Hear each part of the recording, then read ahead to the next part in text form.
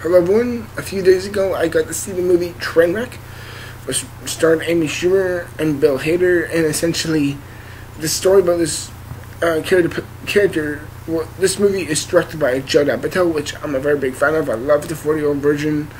I think he's worked with Adam McKay, who's also directed a lot of worthwhile movies and a lot of comedy movies. So I'm a bit of a fan of Judd Apatow, and I'm not the biggest fan of Amy Schumer, but I wanted to give this movie a chance. And as a whole, I'm glad I did, because this movie is definitely one of the more funnier films of the year. It really is, and it really does for me pop out, and it really is striking for its own good. And I'm very impressed, and I'm very, very happy for the film for that, because the last movie I reviewed was very disappointing, so I needed something to lift my spirits once up again and restore my faith back in movies. And this movie really did. I love this movie for its own good and what it needed to be. First and foremost, this movie was a comedy forward on, and this movie, the main story of it is that the character played by Amy Schumer, ever since she was a little girl, her father told her essentially, what the heck was it? Her father said that, well, it was drilled into her head by her father that monogamy isn't realistic, even though it is.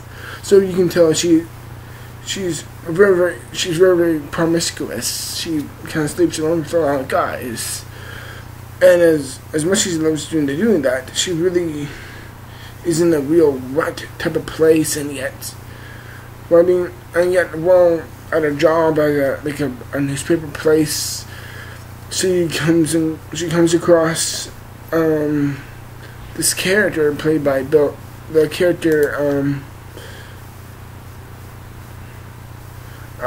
this guy essentially played by Bill Hader in this film, and she starts it up with him, and they start to have a relationship, and it goes on from there. And a very simple story with a very smart focus, and the comedy, my God, really hits forward. I love the comedy in this movie. It wasn't so slapsticky like anything else Judd Apatow would have done, but it's very much in the sense of how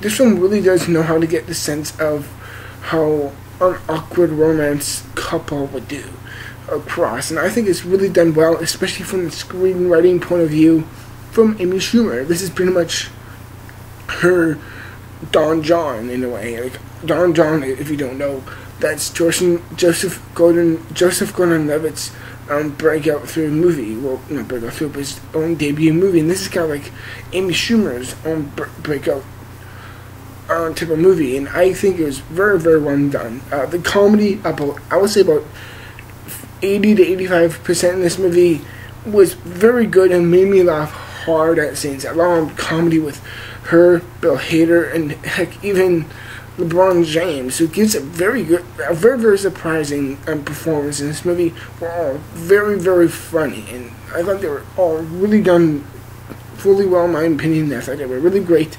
They had a lot of great chemistry. The way they kind of fleshed out her story and Bill Hader's backstory, I thought was very interesting. I really enjoyed them both. I really thought they had a lot of great chemistry, and I loved the story. The direction, I really had no clue what would happen, truthfully, and I'm happy for that, because it really kept me guessing consistently, and I did not know where it would go, and it really surprised me. And the directions were never cliche. I was never like, oh, I know what's going to happen. It literally keeps you guessing, and I love that, especially for romance films, where you can literally say, from a story aspect, is the most cliched genre, aside from action and horror. It really is. Romance, I will stand by, is that romance is probably the most cliche of all movie genres, and if it's done well, then I'll give you damn mad props. Like, for me, it's like, if you may ask me what's the best romance movie of all time, then I would kind of have to say Casablanca or something like from the 40s, whatever. Not the main story, not the main focus, but focus on here in this movie, and I really enjoyed this movie a lot. The comedy was phenomenal, the characters were great. I loved the situations it was going through. I thought it was very, very engaging. I was truly interested. I wasn't bored at all. I thought the way they bounced off each other, as I said before, it was truly interesting. I loved it at all. And overall, I really, really, really enjoy this movie a lot. Granted, this movie has problems. It doesn't really... I wouldn't say it's not consistent.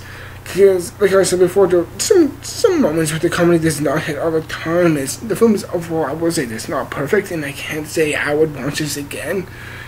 Honestly, more think about that, I might would. I do really enjoy this movie a lot for it, and it really strikes me as a real surprise of this year. I love this story. I love it. It was very, very good in my opinion. I'm just trying to think of some more problems, and another problem, oh my god, her father played, her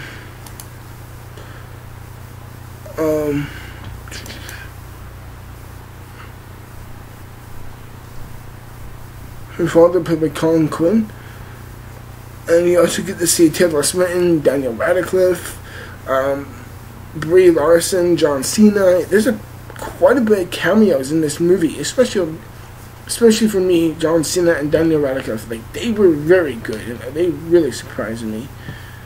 And while I did really enjoy Judd Apatow's directing view on this movie, I will say it is very reminiscent of his other films, like This Is 40, 40-Year-Old Virgin, Knocked Up. It is kind of fun. As unpredictable as it may be at times, I will say it kind of did fall fault to his other films I had before, which is the way they wrap up. And at those points, I will say, is probably the point I could honestly say maybe the more clearest POV of the story, which I kind of did predict. Like, I kind of did predict the ending, how it would end, which I'm happy for in the first place, because thankfully it is a short film, like just under 2 hours. I really enjoy that. But the same thing with his other films is that he doesn't really know how to make these great these great stories come to a close, to really come to a fulfilling end. And granted, I'm sure they ended it the right way they could have, but I'm just saying it could have been better. I think it needed to be a bit more polishing at certain parts. But in the end, Trainwreck truly was not a train wreck, without saying. But in the end, Trainwreck is one of the more surprising and very funny and charming films of the year, and I really, really enjoy this film a lot. Granted, it's not perfect in my opinion, but I am definitely going to give Trainwreck, in my opinion, an 82%. I really, really enjoy this movie a lot. It's not perfect though, but in the end, I will say this is overall a very, very strong movie from the screenwriting point of view, the directing, and the acting and the story perspective. In the end, Trainwreck I will literally say it's an incredible film, in my opinion. It's not perfect. It's not perfect by any means, but you still wouldn't have it any other way. And that's a great, great praise. And in my opinion, that's more than I can truly praise. Is it perfect? Is it one of my favorites of the year? Probably not. But in the end, Trainwreck was a truly surprising film that I'm glad I saw. Thank you for watching, everyone. That's my review of the movie Trainwreck, and I'll see you in the future for more videos as always. Till then, I'm out.